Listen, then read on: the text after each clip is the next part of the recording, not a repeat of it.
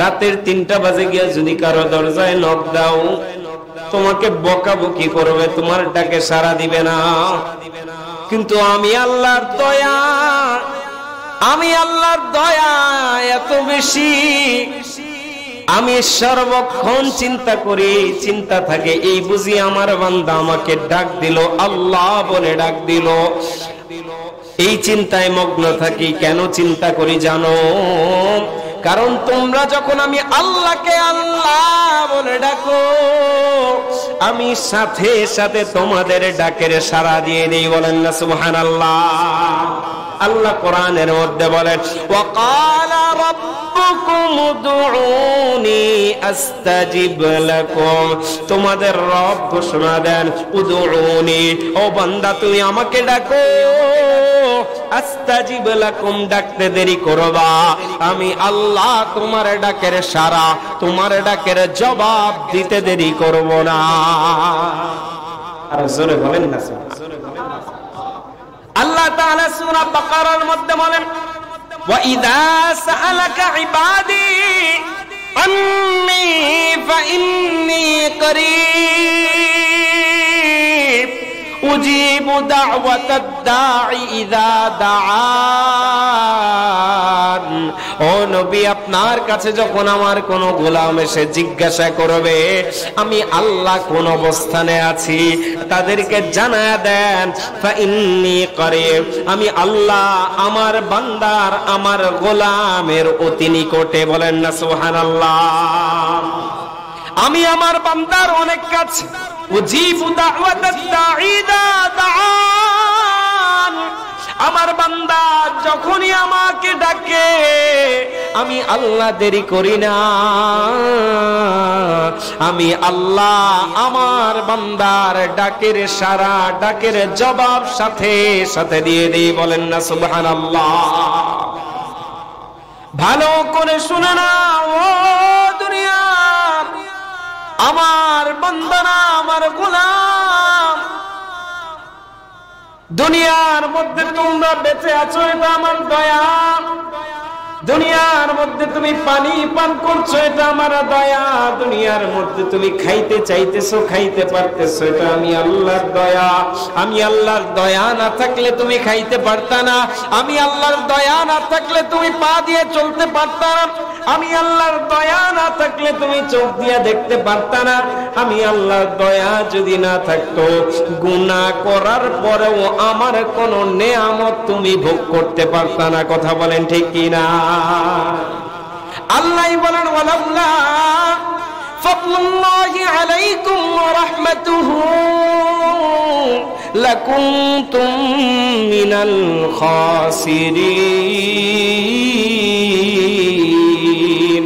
আল্লাহ তাআলা বলেন, এ দুনিয়ার মানুষ, তোমাদের উপর যদি আমি আল্লাহর দয়া না থাকতো, তোমাদের উপর যদি আমি আল্লাহর অনুগ্রহ না থাকতো রে গোলাম, লাকুনতুম মিনাল খাসিরিন, তোমরা সবাই ক্ষতিগ্রস্তদের অন্তর্ভুক্ত হয়ে যাইতা।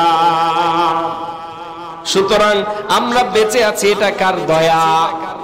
আমরা চলতে পারতেছি, চলাফেরা করতে পারতেছি, যা মন চায় করতে পারতেছি, দয়া রাখছেন কে?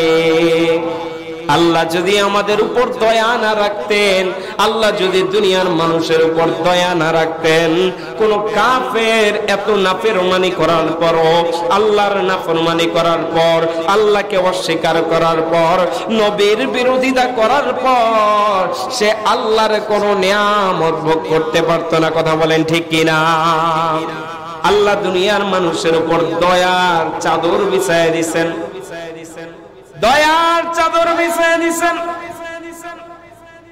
আল্লাহ বলে দিয়েছেন, বান্দা আমি আল্লাহ দয়ার হাত বাড়ায় দিছি, তোমাদের দিকে তাকায় আছি, বান্দা কখন তুমি আমাকে ডাকবা? গভীর রাতেও যদি ডাক দাও, দুনিয়ার কেউ তোমার ডাকে সাড়া না দিলেও একজন সাড়া দিবেন, তিনি কে? জবানটা খুলে বলেন না কে? আল্লাহ বলেন, আল্লাহু লা ইলাহা ইল্লা হুয়াল হাইয়ুল কাইয়্যুম লা তাখুযুহু সিনাতুন ওয়ালা নাওম। আল্লাহ বলেন এ দুনিয়ার গোলাম, রাতের বেলা সব মানুষ ঘুমায় যায়, রাতের 3টা বাজে গিয়া যদি কারো দরজায় নক দাও, তোমাকে বকাবকি করবে, তোমার ডাকে সাড়া দিবে না। কিন্তু আমি আল্লাহর দয়া, আমি আল্লাহর দয়া এত বেশি, আমি সর্বক্ষণ চিন্তা করি, চিন্তা থাকে এই বুঝি আমার বান্দা আমাকে ডাক দিল, আল্লাহ বলে ডাক দিল। এই চিন্তায় মগ্ন থাকি। কেন চিন্তা করি জানো? কারণ তোমরা যখন আমি আল্লাহকে আল্লাহ বলে ডাকো, আমি সাথে সাথে তোমাদের ডাকের সাড়া দিয়ে দেই। বলেন না সুবহানাল্লাহ। আল্লাহ কোরআনের মধ্যে বলেন, ওয়াকালা রাব্বুকুম উদউনি আস্তাজিব লাকুম। তোমাদের রব ঘোষণা দেন, উদউনি, ও বান্দা তুমি আমাকে ডাকো, আস্তাজিব লাকুম, ডাকতে দেরি করবা, আমি আল্লাহ তোমার ডাকের সাড়া, তোমার ডাকের জবাব দিতে দেরি করব না। আর জোরে বলেন না। আল্লাহ তাআলা সূরা বাকারার মধ্যে বলেন, ওয়া ইযা সাআলাকা ইবাদি আন্নী ফাইন্নী করিব উজিবু দাওয়াতাদ দাঈ ইযা দাআন। ও নবী, আপনার কাছে যখন আমার কোন গোলাম এসে জিজ্ঞাসা করবে আমি আল্লাহ কোন অবস্থানে আছি, তাদেরকে জানায়া দেন, ফাইন্নী করিব, আমি আল্লাহ আমার বান্দার, আমার গোলামের অতি নিকটে। বলেন না সুবহানাল্লাহ। আমি আমার বান্দার অনেক কাছে। উজিবু দাওয়াতাদ দাঈ ইযা দাআন, আমার বান্দা যখনই আমাকে ডাকে আমি আল্লাহ দেরি করি না, আমি আল্লাহ আমার বান্দার ডাকের সাড়া, ডাকের জবাব সাথে সাথে দিয়ে দেই। বলেন না সুবহানাল্লাহ। আল্লাহ আমাদের সাথেই আছেন, আল্লাহর দয়া আমাদের উপর বিরাজমান। সেটা যদি না থাকতো আমরা দুনিয়ায় বেঁচে থাকতাম না। দেখেন, আমি এই কথাগুলো শুরুতে বলার কারণ আমার সামনে কিছু বিষয় আমি তুলে ধরছি। দেখেন, আমরা এখানে অধিকাংশ মানুষই হজ করতে পারি নাই। হজ করার সামর্থ্য আল্লাহ হয়তো আমাদেরকে দেন নাই, কিন্তু আল্লাহ দেখেন কত মেহেরবান। আল্লাহ রাসূলের মাধ্যমে এমন কিছু আমল আমাদেরকে বাতলে দিয়েছেন, যে আমলগুলোর মাধ্যমে আমরা হয়তো বা হজ করতে পারি নাই, জীবনে করতে পারি কিনা তারও কোনো গ্যারান্টি নাই। কিন্তু আল্লাহ তাআলা এমন কিছু আমলের কথা বাতলে দিয়েছেন, বান্দা যদি তুমি ওই আমলগুলো করো, হয়তো হজে যাওয়ার মতো কষ্ট তোমার হবে না, হজে যাওয়ার মতো অর্থ তোমার ব্যয় হবে না, সম্পদ তোমার ক্ষয় হবে না, কিন্তু যদি তুমি ওই আমলগুলো করো, আমি আল্লাহ তাআলা তোমার আমলনামার মধ্যে হজ করলে যেই সওয়াব, উমরা করলে যেই সওয়াব, সেই সওয়াব তোমার আমলনামায় লিখে দিবে। আর জোরে বলেন না সুবহানাল্লাহ। আমলগুলো শোনার দরকার আছে না নাই? এক নম্বর, আল্লাহ রাসূল হাদিসের মধ্যে বলেন, আন আবি উমামা রাদিয়াল্লাহু তাআলা আনহু قال أن النبي صلى الله عليه وسلم قال من خرج من بيته متطهرا إلى صلاة مكتوبة فأجره كأجر الحاج المحرم।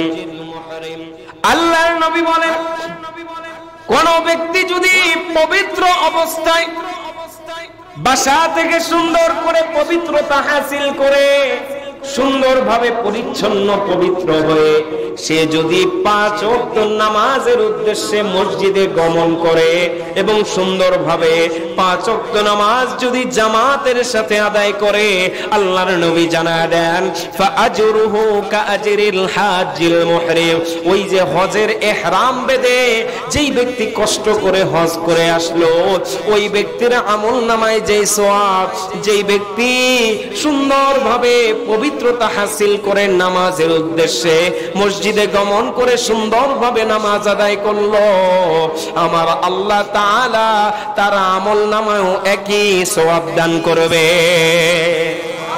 আরো জোরে বলেন না সুবহানাল্লাহ। আল্লাহর নবী বলেন মান খারাজা ইলা তাসবিহিদ দুহা লা ইউনসিবুহু ইল্লা ইয়া ফাআজরুহু কাআজরিল উমরাহ ফাআজরুহু কাআজরিল মু'তামির। আল্লাহর নবী বলেন আর কোন ব্যক্তি যদি চাশতের নামাজ আদায় করে, চাশতের নামাজ কখন পড়ে? অনেকে তো চাশতের নামাজ জানি না। চাশতের নামাজ কখন পড়ে? যখন সূর্য পশ্চিম দিকে হেলে পড়ে, সূর্য মাথা বরাবর থাকে না, ওই সময় সূর্য যখন মাথা বরাবর থাকে ওই সময়টা তো নামাজের নিষিদ্ধ সময়, নামাজের নিষিদ্ধ সময়। যখন সূর্যটা ওই মাথা বরাবর থেকে পশ্চিম দিকে হেলে পড়ে, ওই সময়ে কোন ব্যক্তি যদি চাশতের 2 রাকাত অথবা 4 রাকাত নামাজ আদায় করে, যদি সে এটা আদায় করে, আল্লাহ তাআলা তার আমলনামার মধ্যে উমরা করলে যেই সওয়াব, সেই সওয়াব তার আমলনামায় দিয়ে দিবেন। আরো জোরে বলেন না সুবহান। এই বললাম 1 নম্বর। দ্বিতীয় নম্বর, আল্লাহর নবী বলেন ইশরাকের নামাজ আদায় করা। আল্লাহর নবী বলেন عن أنس بن مالك رضي الله تعالى عنه قال قال رسول الله صلى الله عليه وسلم। আনাস ইবনে মালিক রাদিয়াল্লাহু তাআলা আনহু থেকে হাদিসটা বর্ণিত। রাসূল সাল্লাল্লাহু আলাইহি ওয়াসাল্লাম বলেন মান সাল্লাল গাদাতান, যেই ব্যক্তি ফজরের নামাজ আদায় করল, সুম্মা ক্বাদা ইয়াযকুরুল্লাহ, ফজরের নামাজ যেই জায়গায় যেই স্থানে বসে আদায় করেছে, ঠিক একই স্থানে বসে বসে হাত্তা তাতলু আশ-শামসু, সূর্য উদিত হওয়া পর্যন্ত ওই জায়গায় বসে বসে আল্লাহর নামের জিকির করতে থাকলো, অথবা কোরআন তেলাওয়াত করতে থাকলো, অথবা আল্লাহর বরত্ব নিয়ে গুণগান নিয়ে আলোচনা করতে থাকলো।